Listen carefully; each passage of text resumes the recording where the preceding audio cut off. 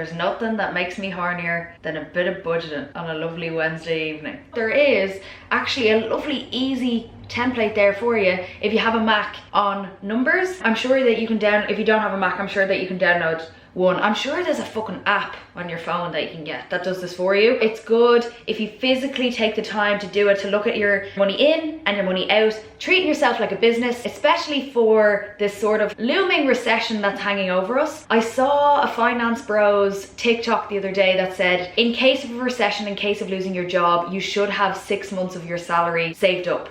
Now, this might be completely unrealistic for a lot of people because you're living paycheck to paycheck. I know for a lot of my life I was, but if you are in the position to make a few cutbacks, see if you can get a raise that's in congruency with the amount of inflation. There has been an 8% increase in inflation. Civil servants have only received a 1% rise in their salary. Something is not adding up. Petrol prices going up, rent prices going up, everything is getting more expensive. I think this is a really good time to put the head down, look at your money, see where you can cut back. But obviously don't feel bad about yourself if you physically cannot make any more cutbacks. We're all doing our best. Ask your employer for a raise. Out of 80% of people that ask for raises do actually get them in the end. Of course, all of those statistics is a majority men because women don't feel that they're valued enough to ask to be paid for the work that they're doing, or they undervalue themselves. As well as if you're going for a new job, women especially ask what the salary budget is before you disclose your salary expectations, because a lot of times women tend to undersell themselves, whereas men oversell themselves, which is contributing to the gender pay gap. Even though employers and companies should be paying you what their budget is and not underpaying you depending on what you said your salary expectations are.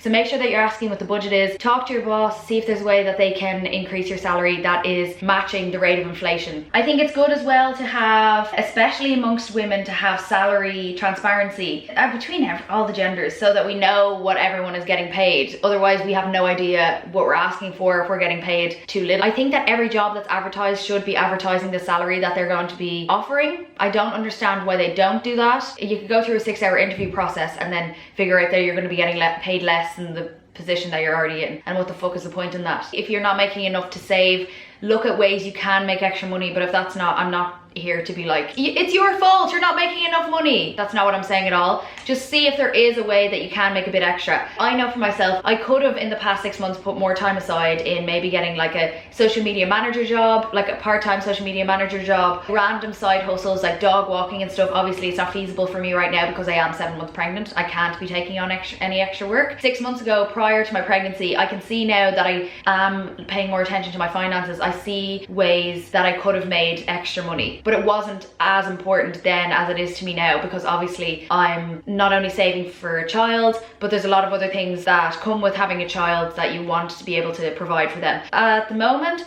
my financial goal is to have financial security in case something was to go wrong. Like for example, if Jason were to lose his job, if I randomly stopped getting sponsorships, if Missy Moo were to get sick, especially now that I'm living somewhere and paying rent, you want to have that security. Having a car is an imperative because I live in a city, but it would be nice to have a car while having a child. But until then, I just have this like money set aside for financial security to make sure that if something goes wrong, I'm able to provide for my family. I get paid different every month depending on what sponsorships I get, but for the purpose of this video, I'm just gonna say I make 5 grand, and then my additional in sponsorships around 5 grand. It probably comes out to that if I add up all the months together and divide by 12. And then my additional income, which is AdSense, which is always around 1,000. So housing, rent, mortgage, taxes, insurance. My rent at the moment would be 715. Me and Jason do half it completely. Groceries we're really good at. I usually pay for most of them unless I'm like low on cash, and then Jason will pay.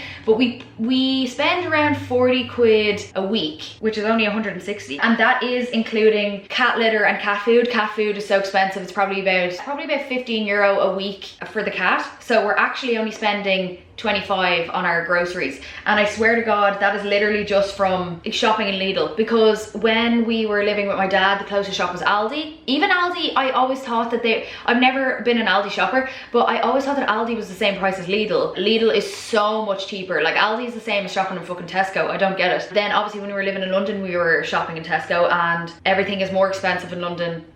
Groceries were extortionate. Like I was probably paying around £80 a week on groceries groceries for the two of us. But as well, now that you're shopping in Lidl, there's not as much like luxurious options even. I'm a bit lower energy. I'm never arsed to go to more than one shop. Now the odd time I will like go across the road to Dunn's and get myself flowers and like loads of vegan meat substitutes that are way more expensive. The heavy duty cleaning products, really nice fabric softener, you know, that stuff, but that is like once in a while. So maybe I should add on more for that extra shop. So let's say groceries is 200 quid then. Transportation, I spent way more on transportation when I lived with my dad because I was traveling between him and my mom's house going into town on my leap card. Now that I live in the city centre, like I expect people to be coming and visiting me. I can't be moving. Putting the feet up. Feet equals up. Transportation, I'm literally gonna say a tenner. No, yeah, I'd say a tenner. Like the odd time, no, I'll say 20. €4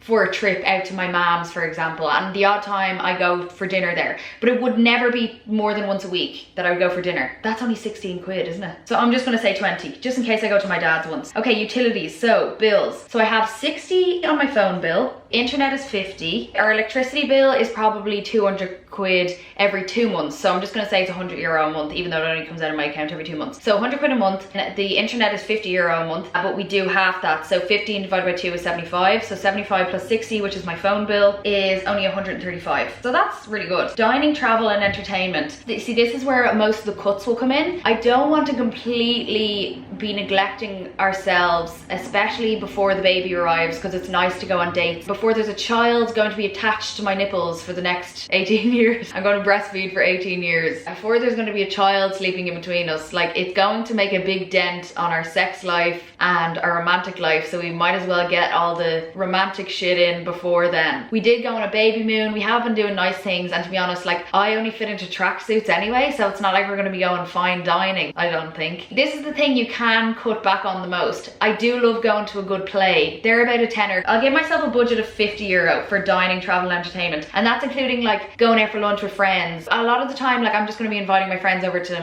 my apartment because it's in town anyway. Education, I'm going to say beauty, etc. Skincare, makeup if I run out of it, clothes. Again, because I'm pregnant, it's so easy for me not to spend money on clothes because I don't fit into anything. 50 quid. Now, if I actually put this into perspective, you don't realize how much random shit, like, oh wait, utilities, I didn't add Prime, Netflix, Disney Plus. Now I use my dad's Disney Plus account. I have a Netflix account and a Prime, so that's another like 20 quid. So let's say 155. And I also pay for Photoshop, which is about €12, so 167. Jesus, that's very good. So my income minus expenses then is 4,798. Oh my god, wait a minute. See, why have I never done this before? I could save 60 grand. Extreme budgeting challenge. No, this can't be right. Why do I never have any money? This makes no sense. Some expenses that will be coming out of my paycheck that actually, like realistically, I'm not going to be having that much money left over. We need to buy some furniture for the house. That's probably going to be another extra like 500 quid. We still need stuff for the kitchen, so utensils, pots, pans. We need to get a cat tower for Missy, a new litter tray for Missy. We need to have money aside for Missy's vet bills as well, because there's always something fucking wrong with her. Always something wrong. If someone's stressed or anxious that comes into the house, it's like as if Missy takes it on herself and then it comes out in like diarrhea, explosive diarrhea. The vets in Ireland are a bit cheaper than London. Yes, I know, because vets are so expensive anyway. You're probably thinking Irish vets are so expensive. You don't know how expensive vets are until you go to a vet in London. We had pet insurance. We were paying £12 a month for pet insurance. She got spayed. It was still £300. £300 for her to get spayed. That time when she ate a lily flower, it was £600 with help from a cat charity. It was originally going to be £1,500. Yep. And I do believe having a pet is a luxury, so it is irresponsible to be having a pet if you cannot afford it. I'm going to have to get driving lessons, and I'll potentially have to get insured on my mom's car. Insurance is probably going to be about 1,200 quid. I think I'm just under the threshold where it gets a bit cheaper. You know, when you're like over 25, I think it gets cheaper. First time drivers, it's always going to be expensive anyway. They price it depending on your area, so on your air code, and then driving lessons for 6, I think think it's like 500 quid. They're big expenses now I have over the next while. So 500 plus, let's say 200 for all Missy's stuff and the kitchen stuff, 500 for the lessons, plus 1200 for insurance. So that's 2,400 financial weight. But it is stuff that we need to get, and it's like a once off out of the way thing. Some ways that you can save money, and before I was in this financial position, what I would do to save money, which is why it's so much easier for me now that I am making extra income to like be frugal, because I'm used to acting like I have no money, if that makes sense. So now that I do, I don't want to, because I am naturally bad at money, I don't want to get real excited and just spend it all. So I'm kind of making this video to keep myself accountable and also help people who have been in situations that I've been in. When I was living in London, it was just really scary all the time. I was getting scared that money was randomly just going to be extracted from my account. I dye and cut my own hair. I actually do need I need a haircut soon. There's like, it's all split ends from here. The trick is to just have a really sharp hair scissors. Don't be using like a normal kitchen knife or a paper knife or even a fabric scissors, because they're too blunt to use on your hair and it will just create more split ends. So make sure that you're using really sharp hair scissors. Watch a tutorial. It's not that difficult. It's not that difficult to give yourself a trim. I tint my own eyebrows and eyelashes. I only really use drugstore makeup and skincare. The only expensive like makeup I use is my NARS foundation, and 1 year for my birthday I asked for it from like 3 people, and I rarely wear makeup anyway, so I still have like 3 bottles of NARS longwear foundation, which I love so much. I don't have to be buying that. I would buy my perfume from Zara. Zara has like really good dupes for a lot of expensive perfumes. Now I have recently bought myself, when I got a good paycheck, I bought myself like nice perfumes, but that's what I do be wearing. And I still wear my Zara one as an everyday, because I like to savor my expensive perfume, or like my nice one, special occasions or nights out. So I still wear my Zara perfume like every single day. Then for clothes, obviously, I saw a thing before that apparently if you stick to having 7 designated outfits for each season, it's the best way to use up your closet, and you'll never feel like you have nothing to wear. It's essential in like creating your own signature style rather than following micro trends or trends. It's really hard if you're like consuming media all the time, or you know, following influencers. It's hard to not get influenced by every piece of media that you see and think that that's what your personal style is, because you want to be like that person. But majority of the time it's just like following a trend. I find it really hard as well. I get confused as to what my style is constantly. Creating 7 outfits for yourself, or creating like a neutral capsule wardrobe. It doesn't have to be neutral colors either, just like whatever colors suit you, or what your maybe what your favorite color is, and just having a capsule wardrobe. Selling shit that you don't need. We definitely all took up like a stupid hobby, expensive hobby during lockdown. Photography, cinematography, directing, music maybe. You know, people have random instruments lying around their house, or DSLR cameras, loads of art supplies, a sewing machine. We all have something like that in our house that we could sell that we don't use, and it could be loved so much more in a home. It's such a waste in general just to have those things lying around in your house anyway. If you do have an urgency to get back into that hobby, you can buy it back for yourself when you have the time and when you have the money. I've been in different financial situations for my whole life. At the moment I'm in my best one so far, so I thought that constituted me looking at my finances. So I was doing this in a sort of encouraging way for people to start saving and see different ways they can budget, using things that I used in the past when I had less money than I make now. Obviously it's probably not relatable being like, oh, here's my paycheck, and I don't want to be like, maybe I come across as an asshole doing that. I've said this in multiple videos before. Some months I don't make anything at all, and other months I make more than what I've disclosed in this video. So that's why I was just using that as a kind of guideline for me to make a budget. From what I've learned, now I haven't put this into any of this into action yet because I've just started now, but what I've learned from watching money people on social media, or like seeing how people use money in my actual real life, is to set a realistic financial goal for yourself. Keyword here, realistic, because sometimes I'm like, oh, maybe I can save for a mortgage now. Maybe a few years down the line, but definitely not at the moment, when there's other expenses that you need to be paying for beforehand. So obviously my priority right now is to have a baby, save for my maternity leave, to learn how to drive. So all of those things are very expensive, so that's what I'm focusing on for this time. Also, to set yourself a time limit for that goal as well. I'm doing 6 months because I don't want to be worrying about saving when Christmas comes around. And obviously some months you're going to be saving less, like if you need to go to the doctor, or if you need to go to the dentist, or it's someone's birthday, you know, all these things you have to put into consideration as well. So obviously this is just a guideline. I won't be doing it strictly every single month. Some luxuries I will be cutting out because it is imperative that I am financially secure for when this baby comes out of my vagina. You'll be spending a lot of your time, if you are doing an extreme save like me, for the money that I'm going to be making, even though like I make enough to treat myself, I guess. But all of that is going straight into saving. So I'm technically not making that money. I'm not paying myself that money. It's going away somewhere else, because in the future, I'll be paying for my daughter. I'm going to be experiencing a lot of yearning or FOMO, you know, like when you walk by your favorite restaurant and you just wish you could go in and buy yourself a lunch, or people are going on nights out. Obviously, it's a lot easier for me to not drink because I'm pregnant anyway, so I wouldn't be drinking. But I'd say that's a huge expense for people that are going to be watching this video, and I'm sorry I couldn't put that into consideration because it doesn't relate to me. You can set yourself aside some funds for like drinking or other fun ways that you can drink at your friends rather than going to an expensive pub, or you can find a pub that does like deals and then you go out on a certain day. I don't recommend prolonging this any like longer than 6 months. Being so frugal with yourself that you're not experiencing or enjoying your life whatsoever. Obviously it's good to do for short spurts of time, but I wouldn't like prolong it any longer than 6 months. To look at your income, see if there's any extra ways that you can make money. If you have a hobby that you can monetize, not that all your hobbies should be monetized, because you need to have some enjoyment space too, but say if you could sell like art prints, if you are good at cutting hair and dyeing hair, you could do your friends and family's hair for them.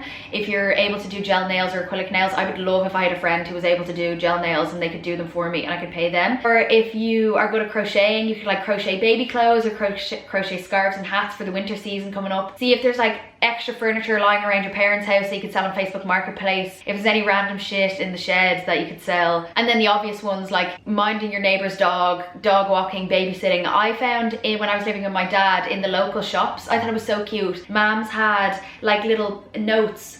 There was more than one, like there was definitely a few of them, being like looking for a babysitter for ages 3-year-old and 6-year-old for these times, and then like a phone number attached to it. So I think that could be really cute as well if you do like kids and are good with kids, because it's just in your area. You can like walk to their house. It's probably all cash in hand as well. Something that I'm doing is obviously I'm studying financial accounting this year because I want to be able to do my own accounts and do my own taxes, but my goal would be to be able to do my dad's as well, so that's an expense that he doesn't have to pay because I feel bad for living in his house, like bumming off him. But I feel like, you know, when you grow up into an adult and then you can finally look after your parents as well, I feel like that would be a good way to give back to my dad if I was able to do his taxes. But bookkeeping, I used to do bookkeeping for my mom when she had a business when I was like 15, 16. It's basically just writing out all their expenses and seeing what money, it's like exactly like this, like you're making a personal budget, but it's for a business, just seeing where their money is going, looking through all their receipts. It's kind of like tedious work, but it's satisfying at the same time. So if you're into that sort of thing, you could do it for like your local business or one of your parents' friends on a business. To look at your outcomes. So it is good that everyone is kind of in this together, where everyone's kind of struggling financially during a recession. Everyone is on the same page and you don't really have to explain yourself when you don't want to be going out and like going out for dinner and doing all these other things that would be seen as a luxury. But see where you can cut back in other ways in your life. Like, can you swap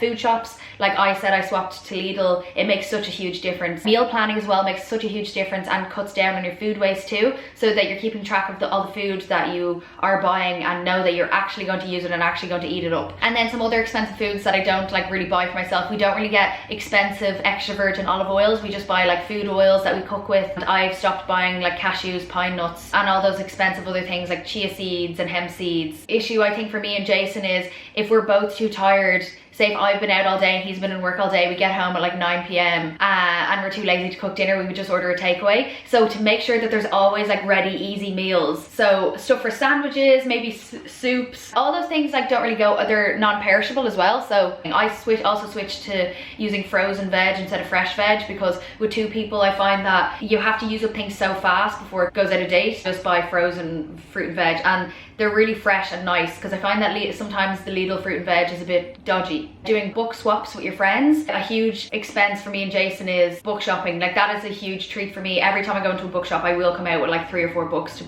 that I've bought. But my mom always giving me books that she's read. For more socializing things, you can have dinner parties, or you can host like small sessions instead of going to a pub, going to art galleries or museums. And it's good that it's summer as well, because you can go for picnics, you can go for hikes, go for walks, low expense socializing. Just by accident, because of pregnancy, I've minimized my skincare routine, so I only kind of use a toner and a face oil, because there's a lot of products that you can't use while you're pregnant. Like you can't use retinols, you can't use BHAs or AHAs. So I've just been like very wary about what I put on my face. So I just use a lavender toner and I use a marula oil, and that's literally it. And it hasn't made a difference to my skin quality, but it probably is contributing to, you know, I'm getting a pregnancy glow, and I take a prenatal vitamin, so maybe that's why my skin is really good at the moment. You could try doing that either, or just what works for you. Like you don't really need all of this fluff, especially if you're on a budget for a while. What's probably the most important and less talked about amongst people in their 20s in general, because I think there's such shame put on a lot of Irish people, shame that we put on each other, especially when we're in a strife circumstances.